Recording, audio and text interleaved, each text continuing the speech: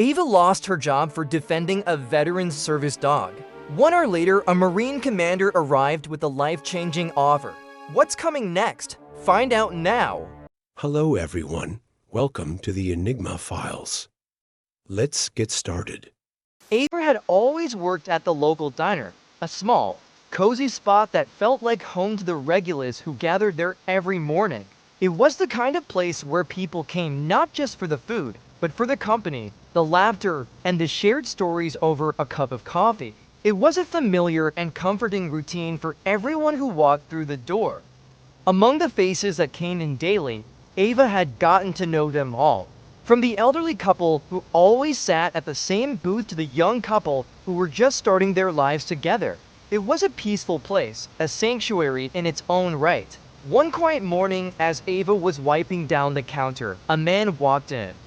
He was dressed in a faded military jacket, his face lined with the years of service and sacrifice. He had a strong presence, but his eyes carried a quiet sadness, one that Ava recognized as the weight of experience. He wasn't alone. Walking beside him was a German Shepherd, a magnificent dog with alert eyes and a calm demeanor.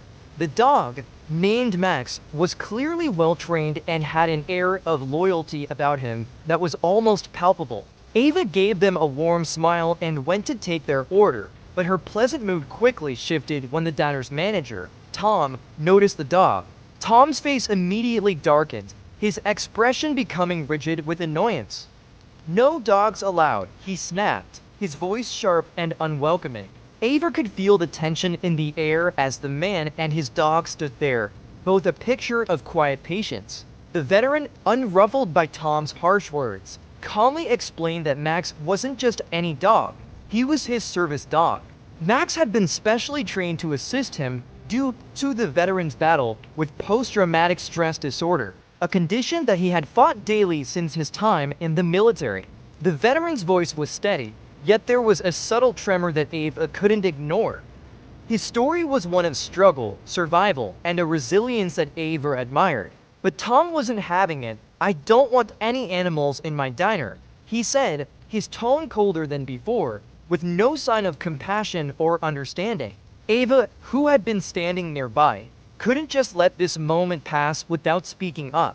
Her heart went out to the man and his dog, and she couldn't stand by while someone was being treated unfairly. Standing tall, she turned to Tom and calmly said, "Tom, it's actually illegal to refuse service to someone with a service dog. You can't turn him away like this." Tom's face turned red with anger, his eyes narrowing as he locked gazes with Ava, but Ava didn't back down. She had seen firsthand the sacrifices made by veterans, and this was a matter of principle.